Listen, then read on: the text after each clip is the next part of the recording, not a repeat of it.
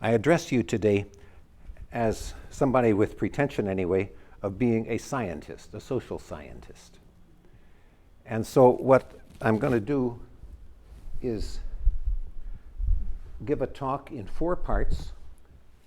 Those 4 parts are pretty standard in any scientific inquiry. So the first thing we do is we identify and name a subject matter, define it, give examples of it, so we know what we're talking about. So that is to say, we focus on some empirical phenomenon. Then once we have some kind of grasp of what we're talking about, then the next question, that's number 2, is what comes before? Why does this happen? What are its causes or sources or triggers that lead to this phenomenon? And then part 3 is what comes after. Whatever this phenomenon is, what does it lead to? What are its, the medical term is sequelae, or consequences, or results, or effects. And then the 4th part of the presentation is the ethics of it. Questions of right and wrong. Is it good or bad? If it's good in some ways, bad in other ways, what ways? To try to make sense of it in a broader context beyond the simple scientific questions of what it is, why it happens, and what are its effects. So does that make sense as a kind of outline for our presentation today? And I'm going to spend most of my time on this first one, just identifying and naming workplace mobbing, and just touch very lightly on the next 3, because I want to leave time, and I've got to ask Professor Delaney, if I'm still talking at about 4 o'clock, will you please shut me down? Yes, sir. Because the most important part of this session, or any such session, is not my answers, but your questions. And if you don't have any questions, then this whole thing is a failure. And so we'll reserve the last 15 minutes, more or less, for your questions, responses, reactions, whatever they are. Okay, you with me? Let me start with an example that's altogether apart from workplace mobbing. Just to remind you, myself, all of us, of the importance of the words we use, the concepts. I grew up on a farm, relatively happy family, had 5 brothers and sisters, went to school, did chores on the farm, played Little League sports. God blessed me with good health. And everything was kind of hunky-dory until I was about 13 years old, when I began to get headaches. Every day I'd have a headache over this right eye that was like somebody stabbing a knife right into my eye. I'd had headaches before, usually more in the back of my head or something like that. But this one really bothered me. And more than that, during the headache, which typically lasted 45 minutes or an hour, couldn't do anything. All I could do is just sit and be miserable. I couldn't work, I couldn't play, just sat, I would water, and I didn't understand it. So I told my parents, you know, what a kid does, and they took me to the doctor. Well, that was the first of maybe 20 different visits to doctors over the next 20 years, trying to figure out what the devil was going on. This first one said sinus trouble. The boy has sinus trouble, gave me nose drops. Didn't do a damn bit of good. But the good thing was, after about 4 or 5 weeks of these daily headaches, they went away completely. And so I forgot about them, like, as a kid would do.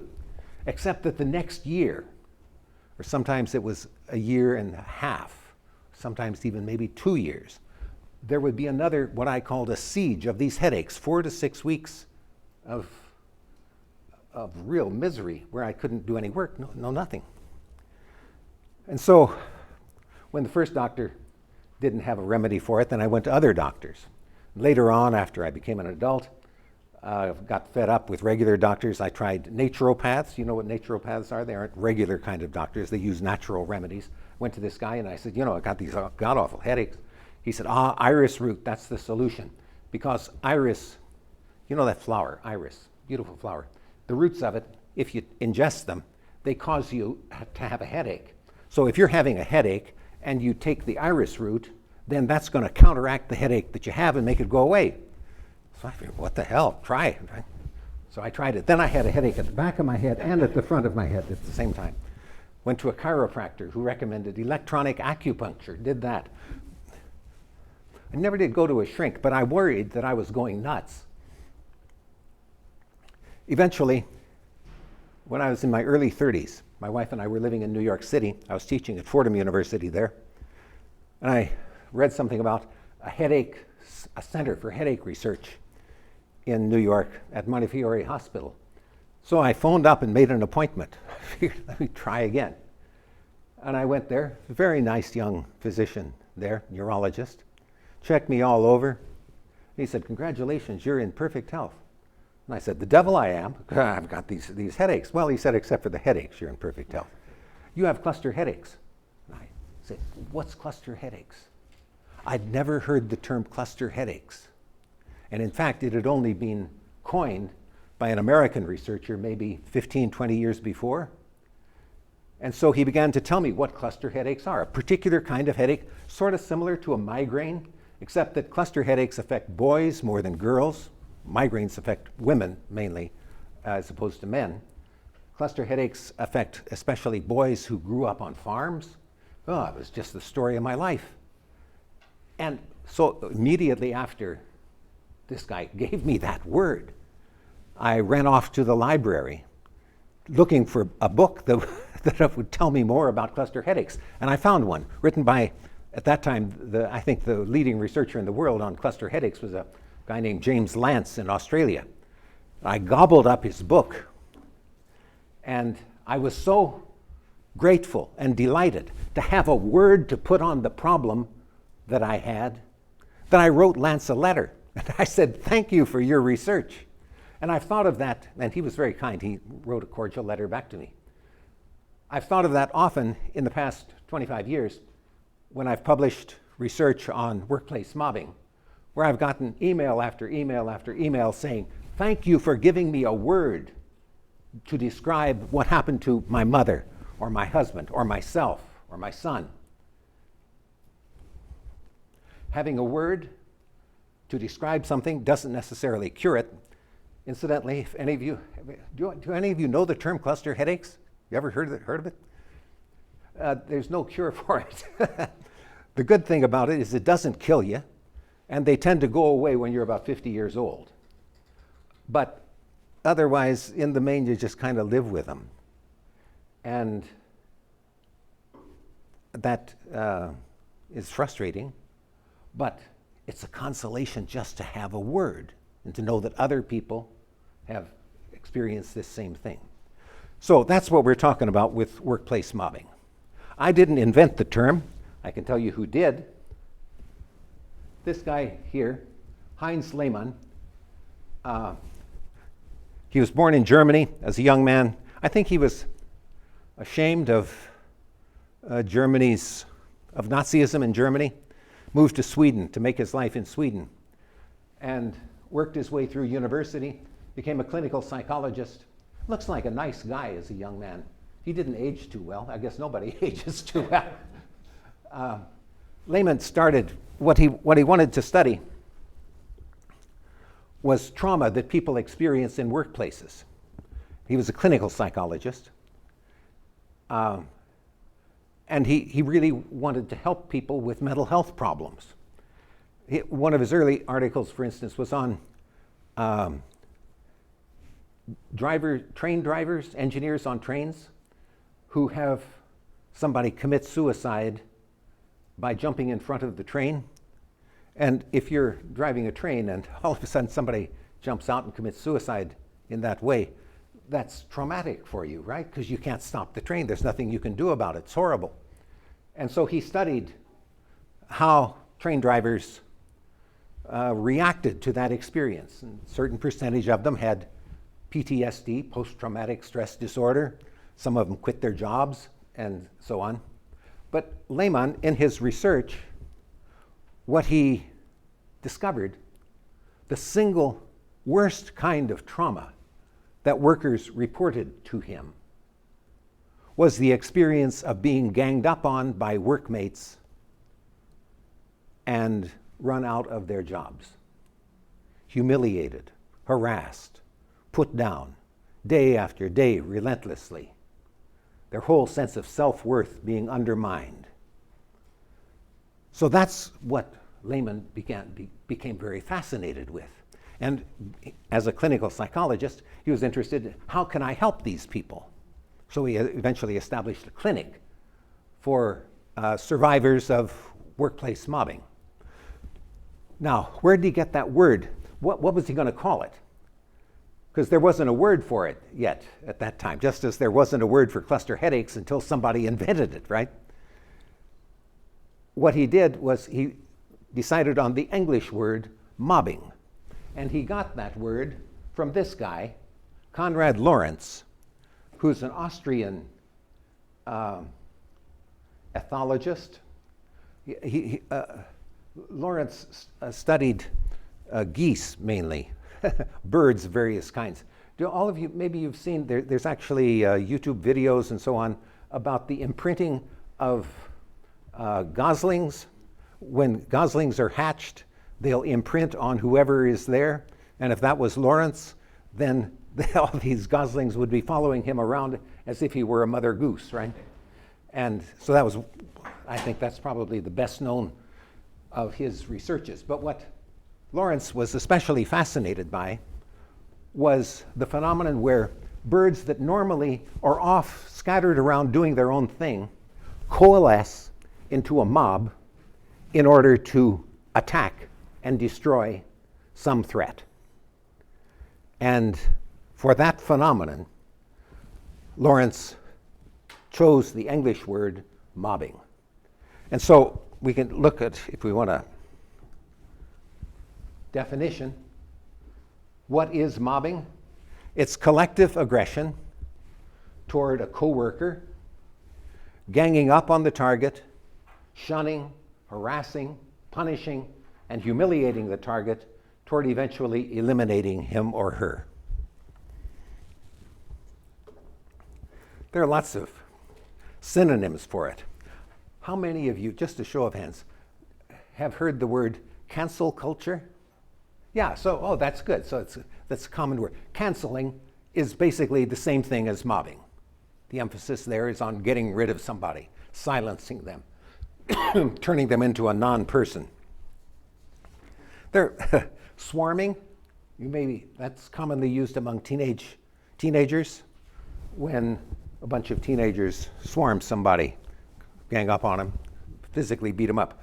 Now, workplace mobbing, as Lehman observed, is not normally violent. Normally, it's a nonviolent process. Humans are sophisticated, right? We got all kinds of rules against violence in our world. And so, generally, the best way to really make life miserable for somebody is not to beat them up, because then you'll end up in jail. Instead, you very insidiously undermine that person's reputation, do away with their job, and so on. Another synonym that always, how many of you know the word defenestration? That comes from, if you've studied Latin, fenestra means window, or French, fenêtre is the same word. In medieval Prague, current Czech Republic, city of Prague, people got fed up with city officials at one point, and they went in and threw them out the window. And so defenestration means to throw somebody out the window, to get rid of them in that way. I like very much the word elimination, because the Latin origin of that is limen, meaning threshold. So the threshold of a house is what separates the safety and security of inside versus all the threats of outside.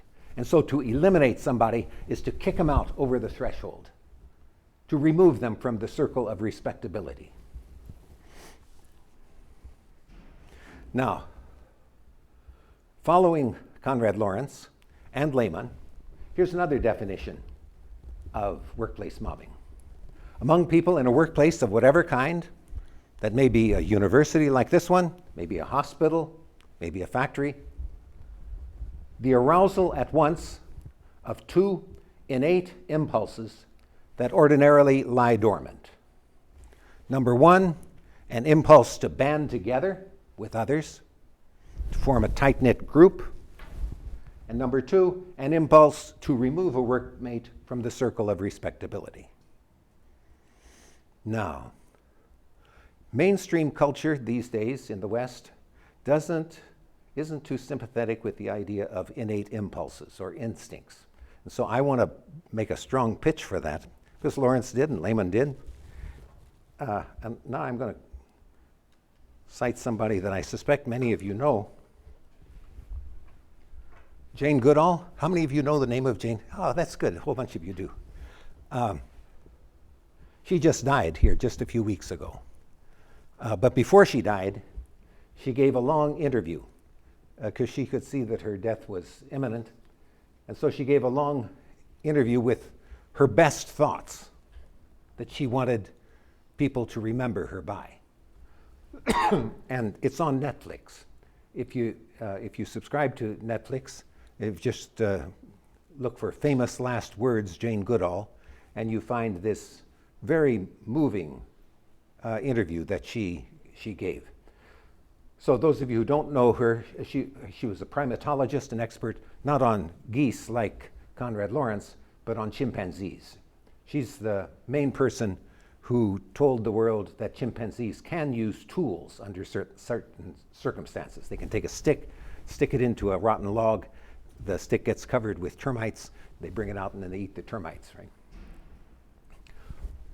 What Goodall says in this Netflix interview, she refers to the huge debate about whether aggression in humans is innate or learned.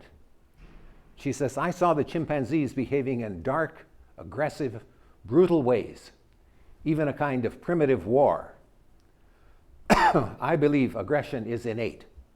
We're born with a tendency to become aggressive, just as chimps are.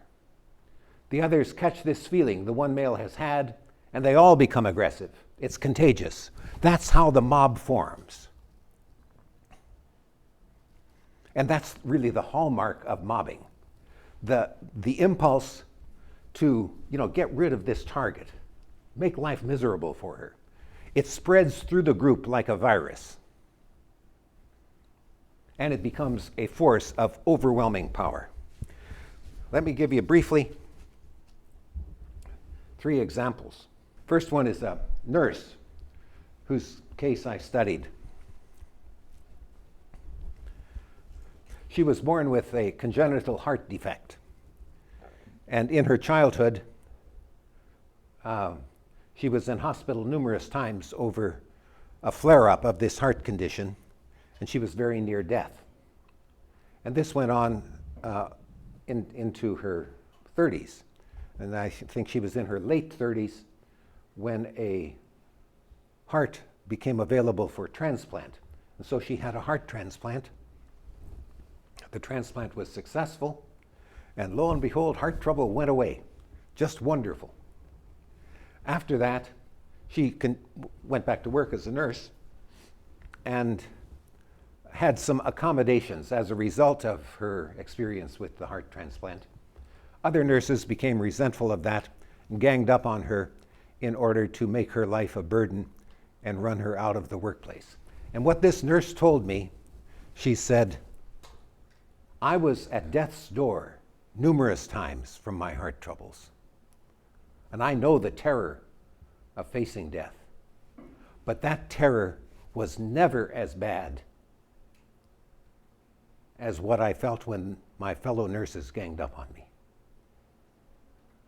Give a second example. Physician, whose case I studied. A brilliant physician, prominent physician and surgeon in a Latin American country where there are drug cartels. And he had a very successful practice in that country. But he spoke out publicly against the drug cartels, wouldn't pay protection money, and as a result, he began to get death threats. And his family was getting death threats. We're going to kill you, you son of a bitch. And he decided, time to leave if I can. And he found an advertisement for a physician in his specialty in Western Canada, city in Western Canada. And he persuaded his wife, let's move lock, stock, and barrel to Canada. Canada's not a violent country. Let's just get out, because I worry that you're going to be killed, or I'm going to be killed, or we're both killed. So moved to this city in Western Canada, and there he was very successful as a surgeon as well. And other physicians, I think, were jealous of him, were jealous of his success, and they ganged up on him. They circulated rumors that he was killing his patients. They wouldn't refer patients to him. And what this physician told me, he eventually moved back to his native country where the drug cartels are. He said, the terror that I felt from those death threats from the drug cartels was never as bad as what I felt in nonviolent, civilized Canada when other physicians ganged up on me. So workplace mobbing is not a minor ailment. It's not like cluster headaches. This is a life-threatening ailment, even. Give you a third example. This is from just last year. Picture of this guy at the bottom, student named Alexander Rogers, student at Oxford University in the UK. And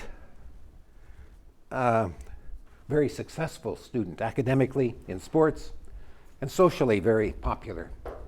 And during the summer of, I think, 2023, he and a girl formed a romantic relationship.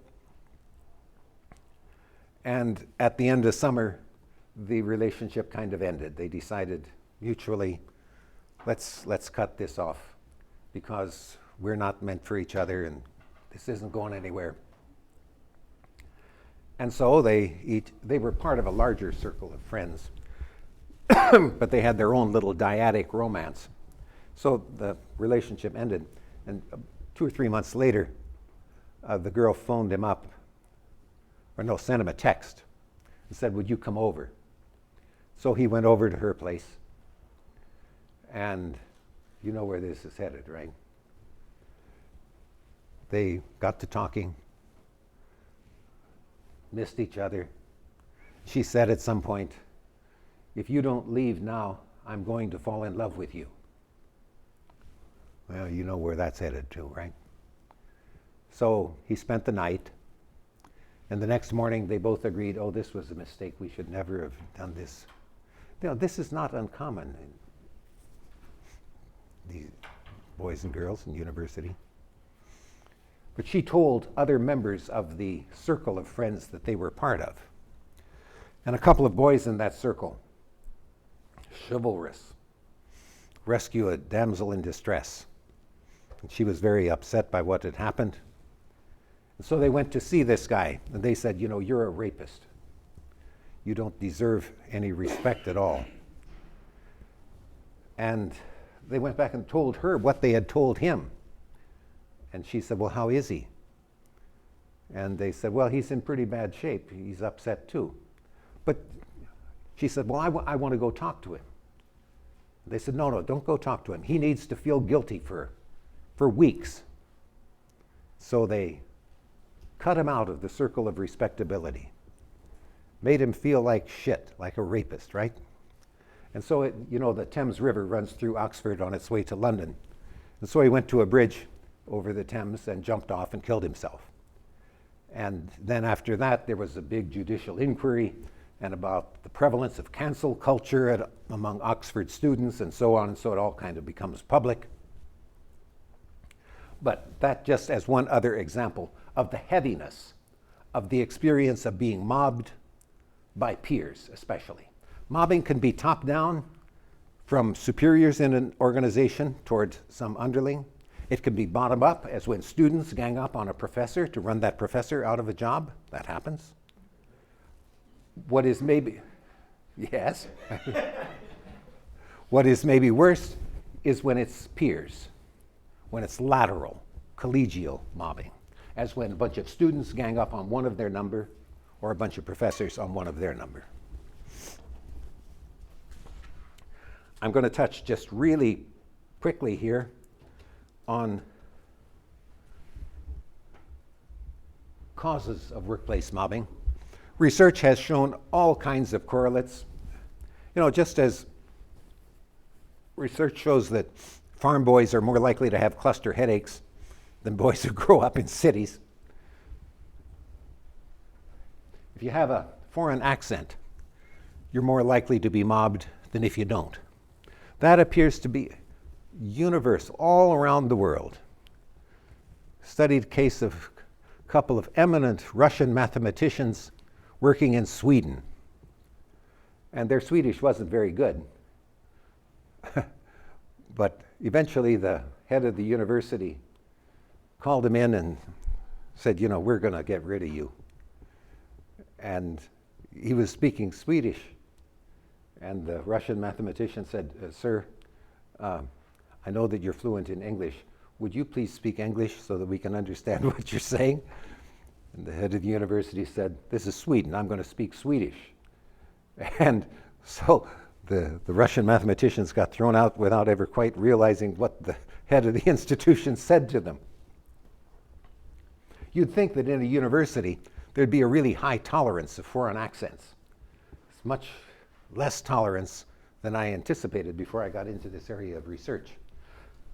Most common factor leading to a person being mobbed is being different from most peers in an elemental way. That means by sex. Lehman himself, for instance, wrote an article about male elementary school teachers, because elementary school teachers in Sweden, as elsewhere, are overwhelmingly female, right? If you're a man, watch out a little bit. And we got abundant evidence of the perils of being a woman in an overwhelmingly male workplace. Sexual orientation. If you're gay and all your peers are straight, but also if you're straight and most of your peers are gay, what matters is the difference. When there's some elemental difference between you and most of your peers, that easily balloons up into a reason for mobbing. Skin color, ethnicity, class origin. Colleague Joan Friedenberg, whom I greatly respect, had the hypothesis that in university, the professors most likely to be mobbed are those from a poor background who don't have upper middle class parents, because most professors have upper middle class parents.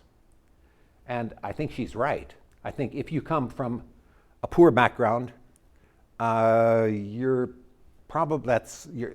behavior is likely to give that away sometime or another. That makes you more vulnerable to being mobbed.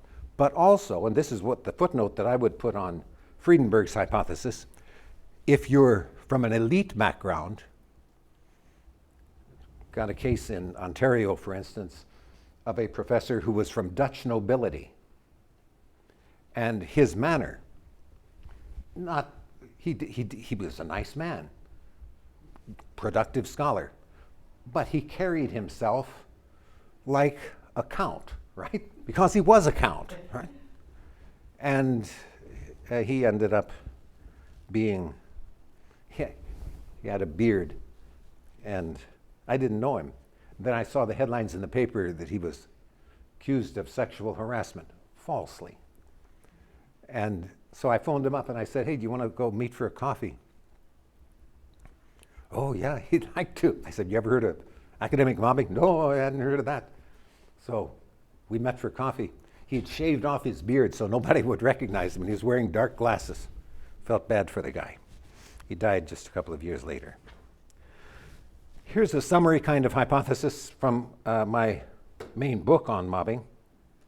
To calculate the odds of your being mobbed, count the ways you show your workmates up.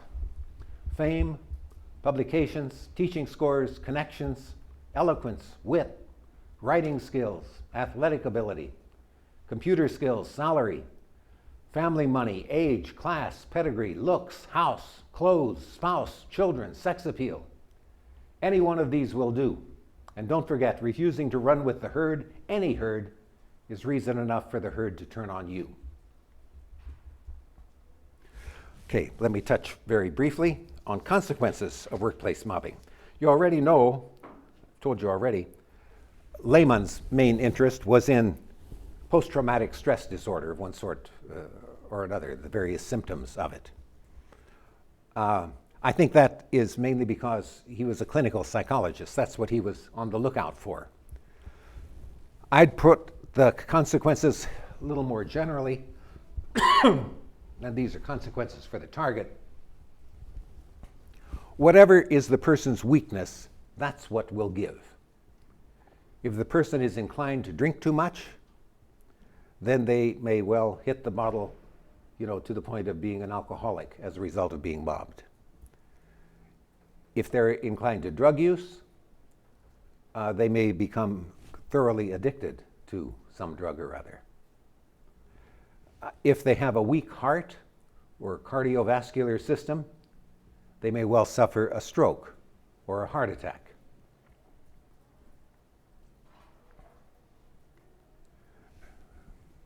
Stress of whatever kind has physical, mental, and emotional effects on a person. And in one of my articles, I called workplace mobbing the stressor to beat all stressors.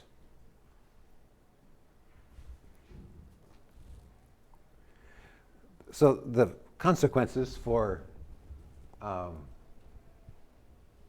person who is mobbed tend to be severe, not only on physical and mental health, but also on career, on finances, on social relations, the incidence of family breakup. I've had numerous cases where wife or husband of somebody mobbed at work will say, I love him.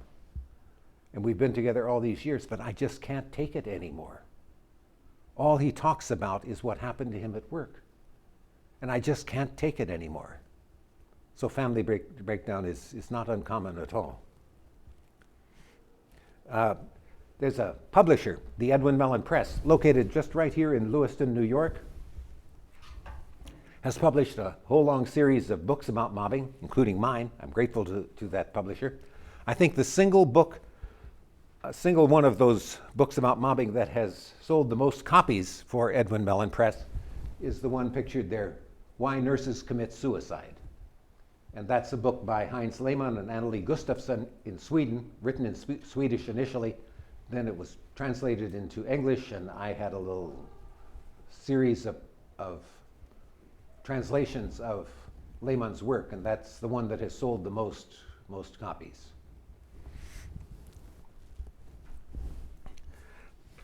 I have only about 5 minutes before Professor Delaney is going to say, time's up, time for questions. So in those 5 minutes, let me just mention the fourth and final part of this presentation, the one that addresses the ethics thing. Is mobbing, do people who get mobbed, are they asking for it? Do they deserve it? Is it a good thing? Is it a bad thing? I want to tell you two stories quickly, both of them from 2,000 years ago, and both of them by, at the time, very prominent miracle workers in the Middle East. There's a Greek guy named Apollonius of Tyana. He was a wise man. These days you'd call him an influencer. Everybody said, what Apollonius says, he'll solve problems for you. And the city of Ephesus had a plague. And when they talked about a plague, that probably means it was an epidemic, something like COVID, lots of people dying, or it might have been social disorganization, some kind of trouble in Ephesus. And the city leaders said, let's go get Apollonius and bring him to our city and tell us what we have to do to solve the problem. So they do. And as they bring Apollonius into the town, as they're marching into town, Apollonius spies a beggar alongside the path. An old blind beggar, dressed in rags, pitiful looking creature. They're just wanting money, moaning. Apollonius says, there's your trouble. They said, he's not the trouble, he's just an old, dumb, blind beggar. Apollonius says, no, he's not. Underneath it, he's a demon. And the way you'll know is stone him. You know how you stone people in the Middle East? You dig a hole and you put them in up to their neck, right? And then you throw stones at their head until you kill him. And Apollonius says, stone him, you'll see. And so as the story goes, I think it's written by a Roman named Philostratus, the Ephesians bury the beggar, except for his head, and the first stone that hits him in the head, he's revealed to be a Molossian dog, a demon who is the source of all the city's troubles. And so, as the Philostratus writes the story, the plague that had done so much harm in Ephesus goes away and people are happy again. Now, what's the moral of that story? The moral of that story is, got to put up the slide.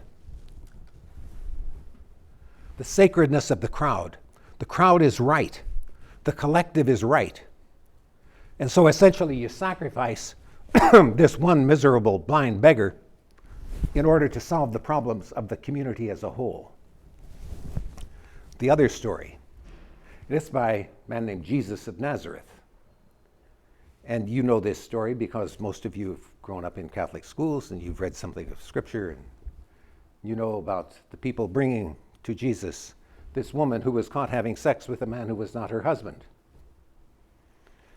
And they say, you know, Master, the rules say she deserves to be stoned for committing adultery. Now see, if Jesus had had a strong sense of the collective, of the crowd, he would have said, dig a hole, put her in it, and stone her. But instead, Jesus said, whichever one of you has no sins, you throw the first stone. So he shamed them. They go, well, let's go find something else to do. And he didn't justify what the woman caught in adultery had done. He didn't tell her, don't get caught next time. He told her, keep your pants on. Sin no more. But what he did was he affirmed her dignity as a human being, and he refused to let her be scapegoated for the sake of the collective. I believe one of the reasons there's a number of reasons why I think highly of Niagara University, because it's on its way to becoming the main center for mobbing research in all of the United States and Canada. That's one reason.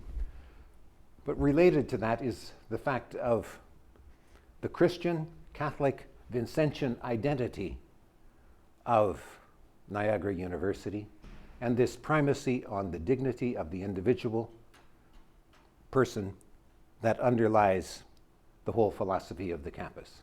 And it's something that Professor Delaney has written a whole lot about in his own work. In contrast to that, last thing I'll say, the very first professional presentation that I gave when I got interested in the mobbing research, and I think it was in 1998, 1997, a colleague whom I thought highly of, he's dead now, but a bright man and a good man, did good research. I've used his books in my courses and so on, by the name of Jim Reinhardt. I gave my spiel about workplace mobbing, and what Reinhardt put up his hand afterwards and said, what else are you going to do with scabs? Now, do you know what a scab is? If workers go on strike, then management sometime will hire strike breakers to come in to replace them, to keep things going, to undermine the strike. And so workers call them scabs, strike breakers. And as a Marxist colleague, he said, the collective, solidarity forever, the group is what matters. These people are trying to break the union, and so you mob them. That's what they deserves to have happen to them. And I remember he said further, what are you going to do with rate busters? You know what rate busters are? In a workplace where workers have a certain pace of work that is sufficient to keep management happy, but not enough to really wear yourself out. And then you got somebody who's working really hard. Management says, oh, you're doing great work. He's a rate buster, right? Well, what do you do with him, according to my colleague, my Marxist colleague? You mob him. You cut him down to size. You may know the term tall poppy syndrome. The poppy that sticks up, you cut it down. Or in Japan, there's a saying, the nail that sticks up gets hammered down. That's the ethic where the collective matters more than the individual. So I think I'm going to stop there and ask for your comments or questions. And thank you also for your attention.